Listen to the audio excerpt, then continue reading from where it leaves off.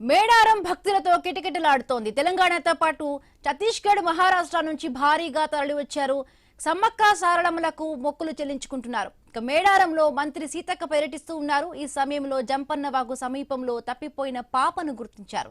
ఆ చిన్నారిని control room వద్దకు బంధువులు గుర్తించారు. అయితే మేడారం జాతర కోసం చేస్తున్న అభివృద్ధి పనులను మంత్రి సీతక్క పరిశీలిస్తున్నారు.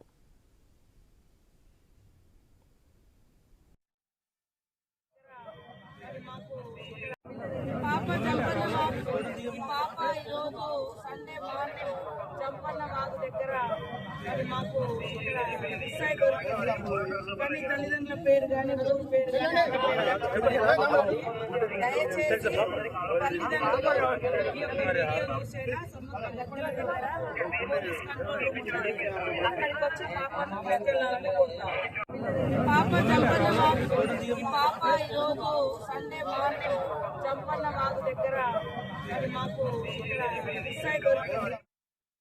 ములుగులో గట్టమ్మ తల్లి ఆలయానికి భక్తులు పోటెత్తారు. అమ్మవారికి మొక్కులు చెల్లించుకుంటున్నారు. భక్తులు మొదట గట్టమ్మను దర్శించుకుని మేడారం వెళ్లడం ఆనవాయితీగా వస్తోంది. వరుసగా సెలవులు రావడంతో మేడారం బాట పట్టారు.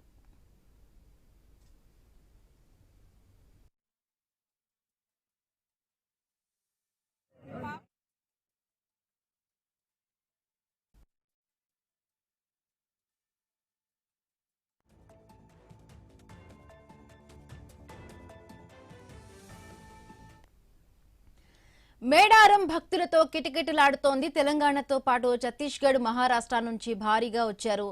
సమ్మక్క సారళమ్మలకు మొక్కులు చెల్లించుకుంటున్నారు. మేడారంలో మంత్రి సీతక్క పర్యటిస్తూ ఉన్నారు. ఈ సమయంలో జంపన్న వాగు సమీపంలో తప్పిపోయిన పాపను గుర్తించారు. ఆ చిన్నారిని కంట్రోల్ రూమ్ వద్ద బంధువులకు అప్పగించారు. మేడారం జాతర కోసం చేస్తున్న అభివృద్ధి పనులను మంత్రి సీతక్క పరిశీలిస్తున్నారు.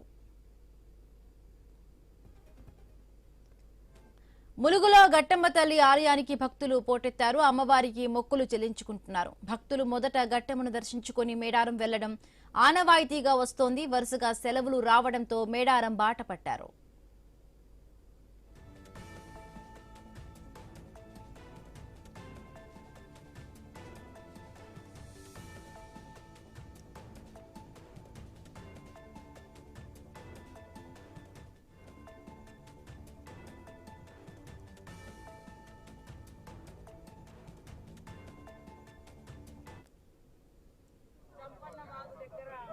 మరి మాకు మిస్ అయి దొరికింది.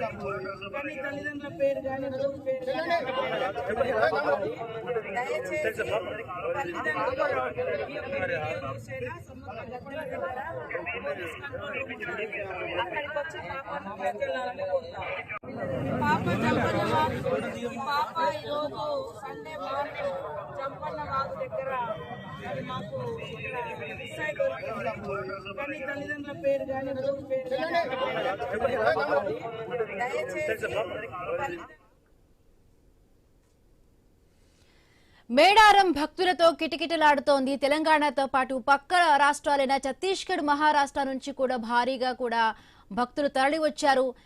సమ్మక్క సారళమ్మలకు మొక్కులు చెల్లించుకునేందుకు భారీగా కూడా మేడారానికి భక్తులు చేరుకుంటున్నారు. మేడారంలో మంత్రి సీతక్క ప్రత్యేకంగా కూడా పనులను పర్యవేక్షిస్తూ ఉన్నారు. అక్కడ పర్యటిస్తూ ఉన్నారు. ఈ నేపథ్యంలో జంపన్న వాగు సమీపంలో తప్పిపోయిన పాపను గుర్తించారు.